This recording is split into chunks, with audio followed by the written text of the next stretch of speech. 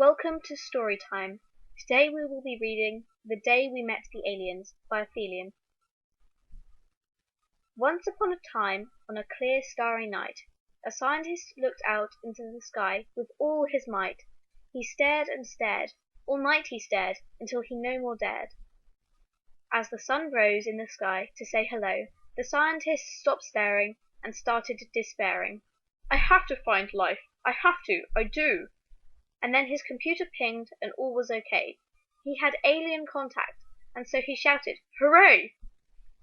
To his surprise, he saw a screen full of numbers. His eyes doubled in size. 0 and 1 were repeated again and again. He stayed in his lair all day and all night to figure out what these numbers might portray.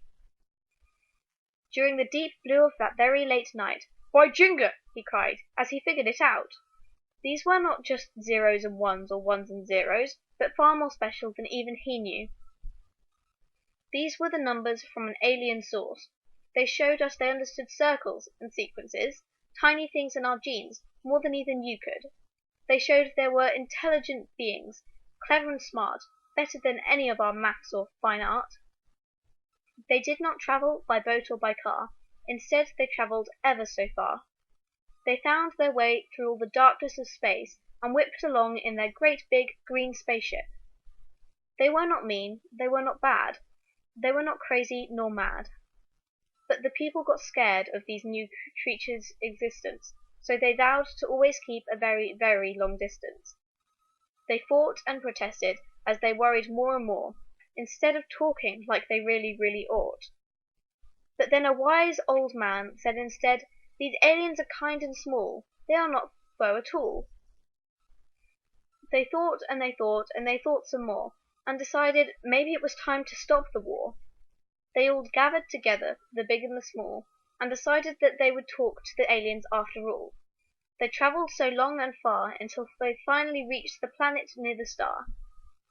They said, "Hello, bonjour, and ciao, even 0100001001." The aliens thought for a minute, and then said "Hi," while pointing to the sky. We nodded and nodded until we could nod no more, and then they said, "Come this way and we will make you a bed." As we walked we saw the prickly spine of a dragon in a cave on the planet of star HD 185269.